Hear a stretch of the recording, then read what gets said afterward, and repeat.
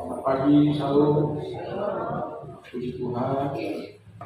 Kita bersyukur pagi ini kita masih diberikan kembali kesempatan untuk kita menyatakan sikap perbuatan bakti kita kepada Tuhan. Pagi ini saya ingin mengajak kita untuk membuka satu bagian dari Alkitab kita, kitab Pengkhotbah pasal 12 ayat 1 sampai dengan ayat 8. Bagian perikop yang kita baca tadi mengandung refleksi yang dalam mengenai kehidupan, mengenai kebijaksanaan, mengenai keberadaan manusia yang bersumber dari si pemberi kehidupan, yaitu Sang Pencipta itu sendiri, atau Tuhan yang kita imani, yang kita sembah, dan sekaligus juga Tuhan yang kita layani. Itulah sebabnya pagi ini khotbah saya beri judul "Ingatlah akan Penciptamu". Saya ingin mengajak saudara untuk melihat kupasan dari ayat per ayat. Kita mulai dari ayat pertama yang tadi berbunyi, "Ingatlah akan Penciptamu pada masa mudamu". Apa artinya di sini, Bapak Ibu Saudara?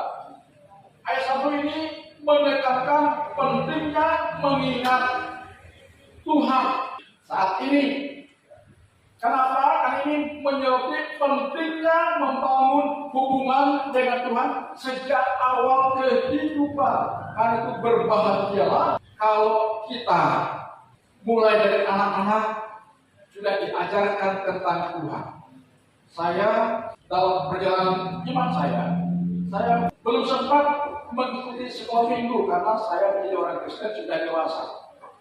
Puji Tuhan bagi anak-anak kita yang sempat menjalani hidup keimanannya dari anak-anak kecil, dari sekolah minggu. Berarti kita sudah membangun hubungan dengan Tuhan sejak awal kehidupan kita. Karena itu pagi ini saya ingin mengingatkan kita yang punya anak, tolong supaya anak-anak kita diarahkan untuk sekolah minggu. Karena di sekolah minggu anak-anak kita diajar membangun hubungan dengan Tuhan sejak mereka muda, dan itu sangat penting dan berarti bagi perjalanan hidup mereka di kedepannya, saudara-saudara. Ya, dan kalau mereka tidak sempat ke sekolah minggu, boleh dibawa ibadah bersama kita di ibadah umum. Ya, jadi ayat pertama tadi yang mengatakan, "Ingatlah akan Penciptamu pada masa mudamu". Ini mendorong kita agar kita membangun hubungan dengan Tuhan sekarang sampai kita menutup mata, karena nanti kita akan mendapatkan apa yang dijadikan Tuhan di kekekalan berdasarkan apa yang kita lakukan di kepanjangan dunia ini, yaitu sekarang. Karena itu selama kita hidup, jangan melupakan Tuhan, jangan melupakan Pencipta kita. Karena hidup kita ini, keberadaan kita ini bersumber dari Tuhan. Karena Tuhan sumber keberadaan kita. Tanpa Tuhan kita tidak ada. Karena di dalam Yohanes pasal 1, tanpa Dia tidak ada satupun yang telah dijadikan. Artinya tanpa Tuhan tidak ada sesuatu yang bisa terjadi, saudara-saudara. Jadi kita harus menyadari bahwa keberadaan kita hari ini, saat ini, detik ini semata-mata oleh karena Tuhan. Katakan amin. Amin. Kemudian kita maju kepada ayat yang kedua.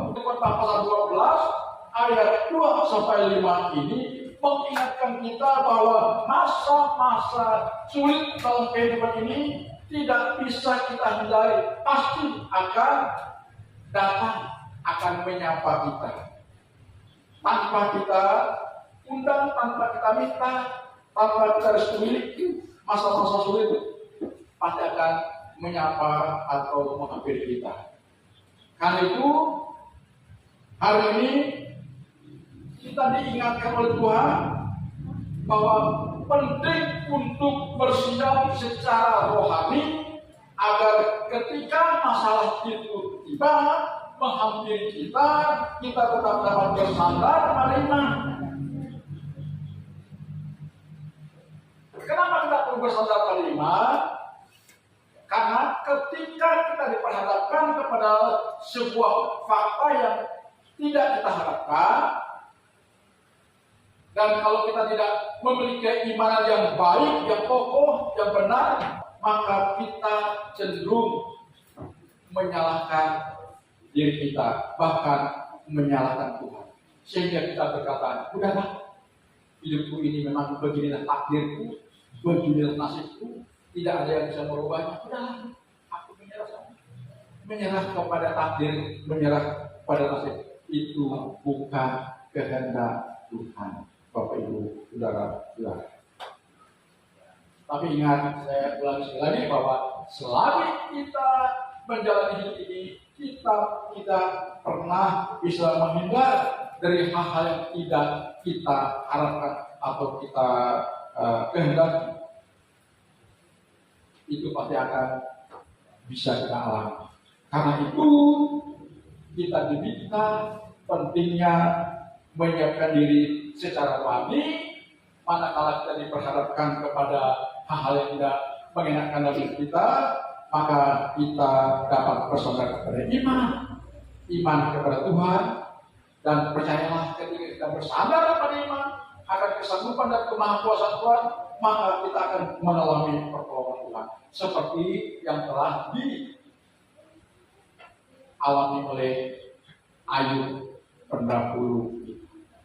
Ayub, Alkitab tercatat dia adalah seorang pengusaha peternak yang sukses, tapi tiba-tiba kesulitan menghampiri dia tanpa dia duga sama sekali. Ya, hartanya habis, ternaknya habis, anaknya juga selesai, lalu dia mengalami penyakit yang sangat menjijikan. Tapi di saat dia mengalami keterpojokan, ketidakberdayaan, dia cuma bersandar pada iman kepada Tuhan yang dia layani, kepada Tuhan yang dia percaya, sehingga pada akhirnya Ayub dipulihkan oleh Tuhan. Alkitab mencatat kekayaan Ayub dipulihkan 2 kali lipat. Anak-anak Ayub dilahirkan kembali, bahkan Alkitab mencatat di masa Ayub tidak ada gadis secantik anak-anak Ayub. Alkitab mencatat. Artinya di sana kita melihat bahwa ketika kita diperhadapkan kepada ujian kehidupan dan kita tetap bersandar kepada iman, tidak melupakan Tuhan, tidak lari dari Tuhan, tidak berpaling dari Tuhan, maka Tuhan akan menyatakan kuasa pemulihannya kepada kita. Amin, Bapak Ibu. Haleluya, haleluya. Karena itu hari ini kita diingatkan oleh Tuhan bahwa kehidupan yang kita jalani ini tidak selalu mudah, dan kita harus siap untuk menghadapi kenyataan tersebut dan tetap bersandar kepada. Kenapa? Tadi saya sudah katakan bahwa hidup ini ada karena Tuhan.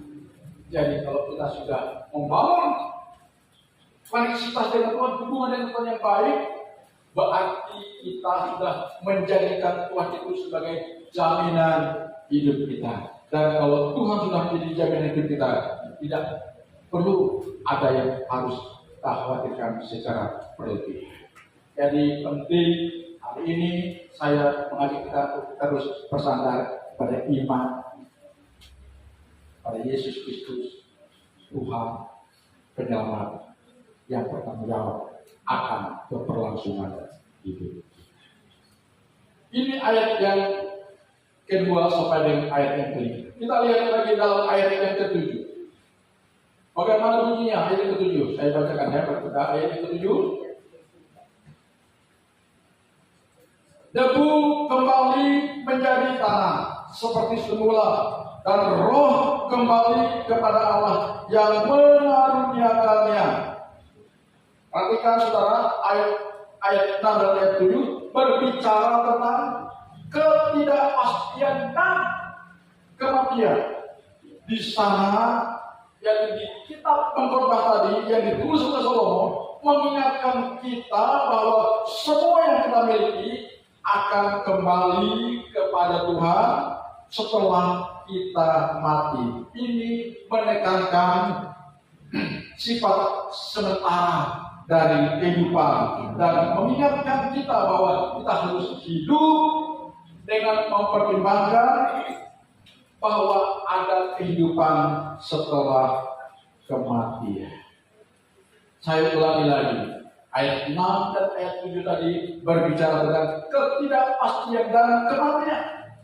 Di sana Salomo yang dipakai oleh Tuhan menuliskan ayat ini kepada kita, ingin mengingatkan kita bahwa semua yang kita miliki akan kembali kepada Tuhan setelah kita mati. Dan ini menekankan sifat kesementaraan dari kehidupan dan mengingatkan kita bahwa kita harus hidup dengan mempertimbangkan kehidupan setelah mati. Karena ada banyak orang abai, mereka abai memikirkan kehidupan kelaknya. Mereka berpikir, hidup hanya sekali saja. Memang hidup di dunia sebentar ini sekali saja, tapi ada keberlanjutan hidup kita di alam yang lain. Dan keberlangsungan hidup kita di alam yang lain itu yang harus kita persiapkan, yang kita pikirkan, harus kita harus pertimbangkan agar jangan ketika kita hidup di alam yang lain, tapi sifatnya kekal selama-lamanya, lalu di sana kita tidak mendapatkan sebuah kehidupan yang ideal. Apa artinya?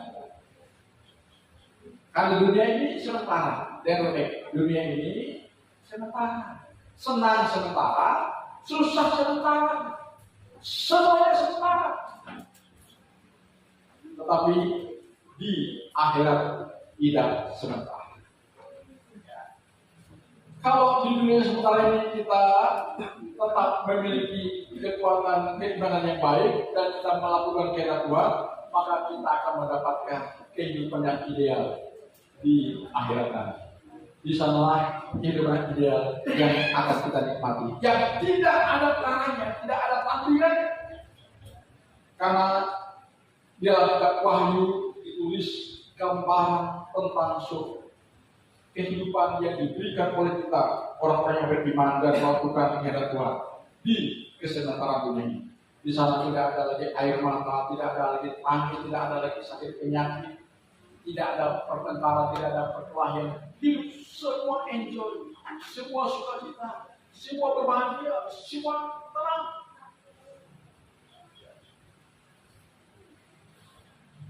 Jadi kerja kita hanya menyanyi, memuji Tuhan. Mau makan ada makanan berlimpah-limpah, saudara. Jadi itu yang harus kita pikirkan dan persiapkan, Bapak Ibu. Kita lihat ayat yang terakhir dari kitab Pengkhotbah pasal 12 dari berikut yang kita baca tadi, yaitu di ayat yang ke-8. Gimana bunyinya? Saya bacakan lagi ya, ayat ke-8. Kesia-siaan atas kesia-siaan, kata pengkhotbah, segala sesuatu adalah sia-sia. Ini sebuah kalimat yang membingungkan. Masa segala sesuatu sia-sia? Kalau segala sesuatu sia-sia, saya tanam sawit, apakah sia-sia? Saya jadi apakah sia-sia? Perhatikan, saya akan jelaskan kepada saudara. Ayat 8 tadi, Salomo menyimpulkan bahwa segala sesuatu adalah kesia-siaan. Masih ada komanya. Ini menyerupi pandangan dari rata-rata Salomo bahwa ada banyak hal yang kita kejar dalam hidup ini tidak memiliki nilai kekal. Ini yang dimaksud dengan kesia-siaan. Saya ulangi lagi. Salomo mengatakan kesia-siaan adalah kesia-siaan. Segala sesuatu adalah sia-sia. Ya. Artinya bahwa ada banyak hal yang kita kejar dalam hidup ini tidak memiliki nilai kekal. Artinya saudara boleh mengejar Tuhan, mencari harta dunia, tapi jangan lupa dengan Tuhan itu maksudnya. Amin. Karena kalau kita mengejar sesuatu tapi kita melupakan pemberi sesuatu, penyedia sesuatu itu, maka apa yang kita kerjakan tidak memiliki nilai kekal. Itu maksudnya ya. Apa yang kita miliki, apa yang kita buat tidak memiliki nilai kekal. Dan kalau tidak memiliki nilai kekal, maka kita tidak akan mendapatkan berkat kekekalan tadi. Ini yang dimaksud. Ya.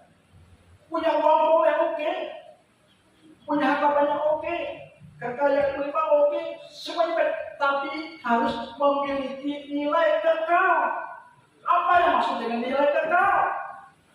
Artinya apa yang kita miliki, apa yang kita raih, itu kita jadikan alat untuk memuliakan Tuhan. Katakan amin. Sehingga milik kita, kepunyaan kita memiliki nilai kekal. Saya berharap kita yang hadir di ibadah hari ini, kita kejar nilai kekal. Amin. Jangan kita punya sesuatu tapi tidak berdampak untuk mengusung kita kepada kekekalan. Itu yang dimaksud dengan Salomo sebagai kesia-siaan. Karena itu selagi kita hidup, marilah jangan sampai kita mengabaikan pencipta kita. Dari poin pertama tadi, ya, pencipta kita yaitu Tuhan. Dia harus kita utamakan, dia harus kita sembah, kita puji, kita taati tuntunannya. Lalu kalau kita sudah diberkati, ya, berkat kita itu harus juga menjadi alat untuk memuliakan Tuhan.